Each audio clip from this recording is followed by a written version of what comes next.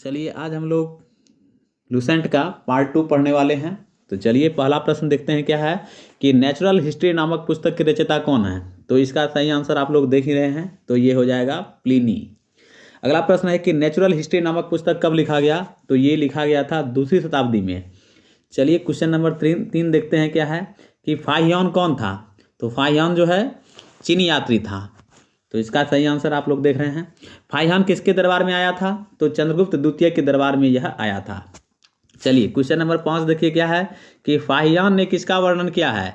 तो फाहियान ने मध्य प्रदेश के समाज एवं संस्कृति के बारे में वर्णन किया है अपने पुस्तक में। फाहियान भारत में कितने वर्षों तक रहा। तो यह 14 वर्षों तक रहा था। अगला प्रश्न है कि ह्वेनसांग किसके शासनकाल में भारत आया था। तो ह्वेनसांग जो है हर्षवर्धन के शासनकाल में भारत आया था। ह्वेनसांग कौन था। तो यह एक चीनी यात्री था। अगला प्रश्न है कि ह्वेनसांग चीन से भारतवर्ष के लिए कब प्रस्थान किया। तो इसका सही आंसर है 629 ईस्वी में। ह्वेनसांग भारत में कितने वर्षों तक रहा। तो यह 15 वर्षों तक रहा था यहाँ पर। इस तरह का प्रश्न आप लोगों को प्रतिदिन मिलेगा। आप लोग पूरा लूसेंट हम कंप्लीट कर देंगे। आप लोग देखते रहिए और हमारे चैनल को सब्सक्राइब करके रखिए।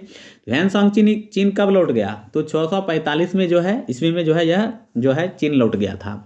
नेक्स्ट क्वेश्चन है कि नालंदा विश्वविद्यालय में अध्ययन करने तथा भारत से बौद्ध ग्रंथों को एकत्र कर ले जाने के लिए कौन चीनी यात्री भारत आया था। तो ह्वेनसांग आया था। ठीक है, तो ह्वेनसांग से बहुत सारा प्रश्न हो गया यहाँ पर। अगला प्रश्न है कि सीयू की किनकी रचना है, यानी सीयू की किनकी रचना है। तो ये भी ह्वेनसांग की रचना है। सीयू की में कितने देश का विवरण मिलता है। तो 138 देश का वर्णन मिलता है। अगला प्रश्न है कि हर्षकालीन समाज धर्म तथा राजनीति के बारे में वर्णन किसने किया है। यानी कहने का सेंस है कि हर्षकालीन समाज धर्म तथा राजनीति के बारे में वर्णन किसने किया है। तो ह्वेनसांग ने किया था, क्योंकि हर्षवर्धन के शासनकाल में ही भारत आया था यह। नेक्स्ट क्वेश्चन है कि ह्वेनसांग के अध्ययन के समय नालंदा विश्वविद्यालय के कुलपति कौन थे। तो ये थे आचार्य शीलभद्र। चलिए क्वेश्चन नंबर 17 देखिए क्या दिया है कि नालंदा विश्वविद्यालय किसके लिए प्रसिद्ध था।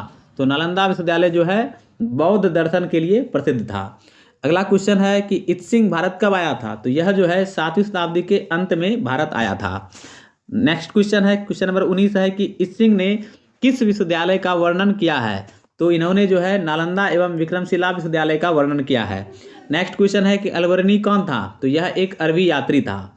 अगला प्रश्न है क्वेश्चन नंबर 21 है कि महमूद गजनवी के साथ भारत कौन आया था। तो महमूद गजनवी के साथ भारत आया था अलबर्नी। क्वेश्चन नंबर 22 है किताब उल हिंद या तहकीक ए हिंद की रचना किसने की। इसका अर्थ होता है भारत की खोज। तो इसकी रचना जो है अलबरूनी ने की थी।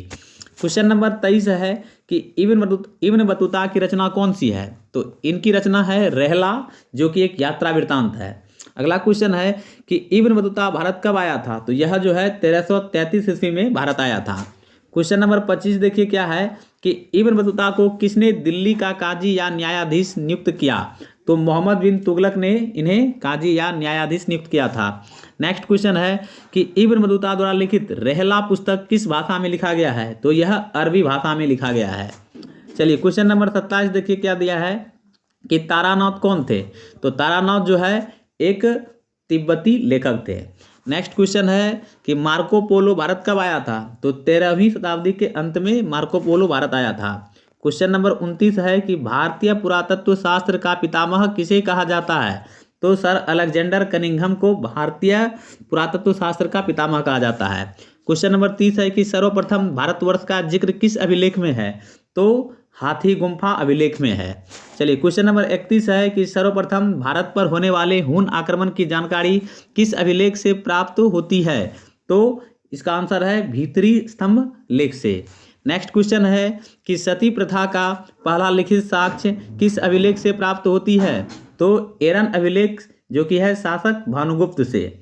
अगला क्वेश्चन है कि सातवाहन राजाओं का पूरा इतिहास किसके आधार पर लिखा गया। तो अभिलेखों के आधार पर। अगला क्वेश्चन है क्वेश्चन नंबर 34 है कि रेशम बुनकर की श्रेणियों की जानकारी किस अभिलेख से प्राप्त होती है। तो इसका सही आंसर देख लीजिए मंदसौर अभिलेख से। नेक्स्ट क्वेश्चन है कि प्राचीनतम सिक्कों को क्या कहा जाता है। तो आहत सिक्के कहा जाता है। क्वेश्चन नंबर 37 है कि साहित्य में आहत सिक्के को क्या कहा गया है।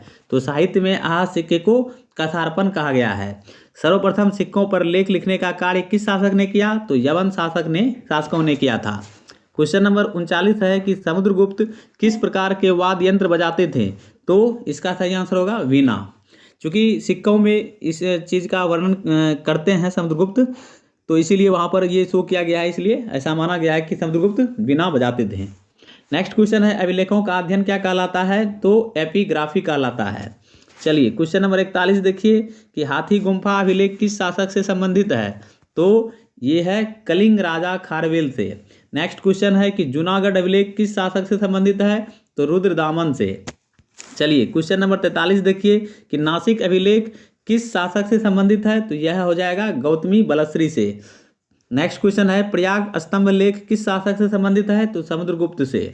क्वेश्चन नंबर 45 है कि एहोल अभिलेख किस शासक से संबंधित है? तो यहाँ पर आप देख रहे हैं कि पुलकेशिन द्वितीय से। नेक्स्ट है क्वेश्चन नंबर 46 की ग्वालियर अभिलेख किस शासक से संबंधित है? तो प्रतिहार नरेश भोज से। ये लूसेंट से लिया गया क्वेश्चन है, बहुत ही इंपॉर्टेंट है और पूरा लूसेंट का जो है मैं आपको कंप्लीट कर दूंगा। चलिए क्वेश्चन नंबर 47 देखिए कि है मंदसौर अभिलेख किस शासक से संबंधित है? तो मंदसौर अभिलेख जो है मालवा नरेश यशोवर्मन से। क्वेश्चन नंबर 48 है कि भीतरी एवं जूनागढ़ अभिलेख किस शासक से संबंधित है? तो स्कंदगुप्त से। क्वेश्चन नंबर 49 देखिए कि देवपारा अभिलेख किस शासक से संबंधित है? तो यह है बंगाल शासक विजयसेन से। क्वेश्चन नंबर 50 है कि उत्तर भारत के मंदिरों की कला की शैली क्या कहलाती है? तो नागर शैली कहलाती है। क्वेश्चन नंबर 51 है कि दक्षिण भारत के मंदिरों की कला की शैली क्या कहलाती है? तो द्राविड़ शैली कहलाती है। क्वेश्चन नंबर 52 है कि नागर शैली और द्राविड़ शैली के सम्मिलित रूप को क्या कहा जाता है? तो वेसर शैली कहा जाता है। क्वेश्चन नंबर 53 है कि पंचायतन शब्द किससे संबंधित है? तो पंचायतन शब्द जो है मंदिर रचना शैली से संबंधित है। क्वेश्चन नंबर 54 है कि जिस काल में मनुष्य ने घटनाओं का कोई लिखित विवरण नहीं किया उसे क्या कहा गया? तो प्रागैतिहासिक काल कहा जाता है उसे। क्वेश्चन नंबर 55 है कि जिसका विवरण लिखित रूप से उपलब्ध हो उस काल को क्या कहा जाता है? उस काल को इतिहास कहा जाता है, ऐतिहासिक काल। ज्ञानी मानव यानी होमो सेपियंस का प्रवेश इस धरती पर कब हुआ? तो 30 या 40 हजार वर्ष पूर्व लगभग। चलिए क्वेश्चन नंबर 57 है कि पुरापाषाण काल के मानव की जीविका का मुख्य आधार क्या था? तो इसका आधार था शिकार करना। आग का आविष्कार किस काल में हुआ? तो पुरापाषाण काल में आग का आविष्कार हुआ। क्वेश्चन नंबर 59 है कि पहिए का आविष्कार किस काल में हुआ? तो इसका आविष्कार जो है नवपाषाण काल में हुआ। नेक्स्ट क्वेश्चन है कि मनुष्य में अस्थायी निवास की प्रवृत्ति किस काल में हुई? तो नवपाषाण काल में हुई। क्वेश्चन नंबर 61 है कि मनुष्य ने सबसे पहले किसे पालतू बनाया? तो मनुष्य ने सबसे पहले कुत्ते को पालतू बनाया। क्वेश्चन नंबर 62 है मनुष्य ने सर्वप्रथम किस धातु का प्रयोग किया? तो तांबा धातु का प्रयोग सबसे पहले किया था। क्वेश्चन नंबर 63 है कि मनुष्य द्वारा बनाए जाने वाला प्रथम औजार कौन सा था? तो प्रथम औजार था कुल्हाड़ी।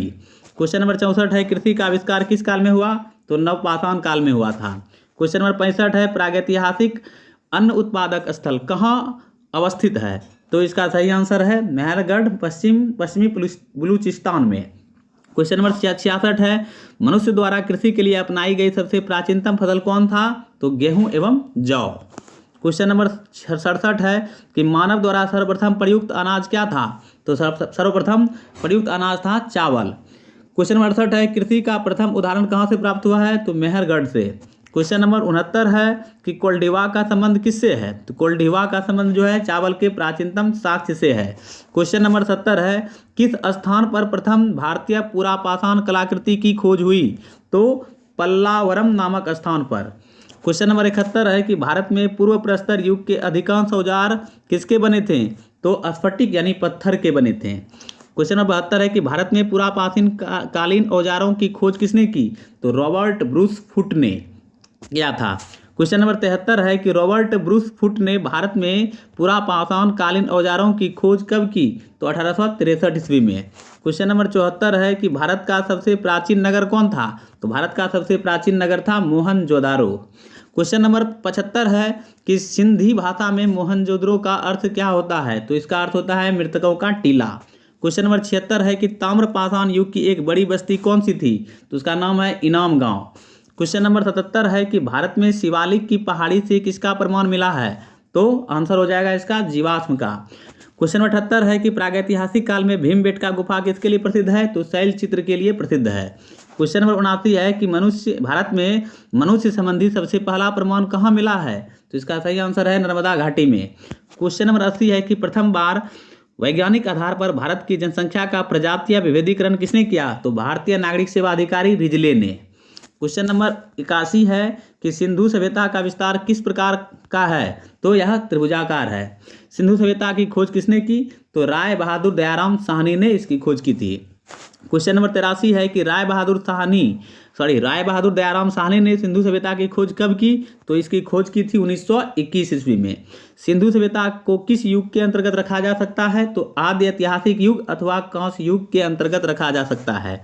क्वेश्चन नंबर 85 है कि सिंधु सभ्यता के मुख्य निवासी कौन थे? तो सिंधु सभ्यता के मुख्य निवासी थे द्रविड़ एवं भूमध्य सागरीय लोग।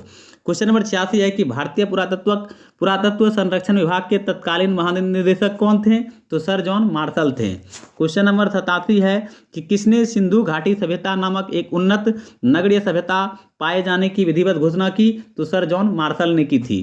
क्वेश्चन नंबर 88 है कि सर जॉन मार्शल ने सिंधु घाटी सभ्यता नामक एक उन्नत नगरीय सभ्यता पाए जाने की घोषणा कब की थी? 1924 में की थी।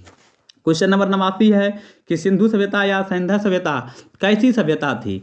तो यह नगरीय सभ्यता थी। क्वेश्चन नंबर 90 है स्वतंत्रता प्राप्ति पश्चात हड़प्पा संस्कृति के सर्वाधिक स्थल कहाँ खोजे गए हैं? तो ये आंसर हो जाएगा इसका गुजरात में। क्वेश्चन नंबर 91 है कि सिंधु घाटी सभ्यता का सबसे बड़ा स्थल कौन सा है? तो है मोहनजोदड़ो। राखीगढ़ी कहाँ अवस्थित है? तो हरियाणा के हिसार जिले में यह अवस्थित है। क्वेश्चन नंबर 94 है कि राखीगढ़ी की खोज किसने की थी? तो इसकी खोज की थी सूरजभान ने। क्वेश्चन नंबर 95 है कि राखीगढ़ी की खोज कब की गई थी? तो 1963 ईस्वी में की गई थी।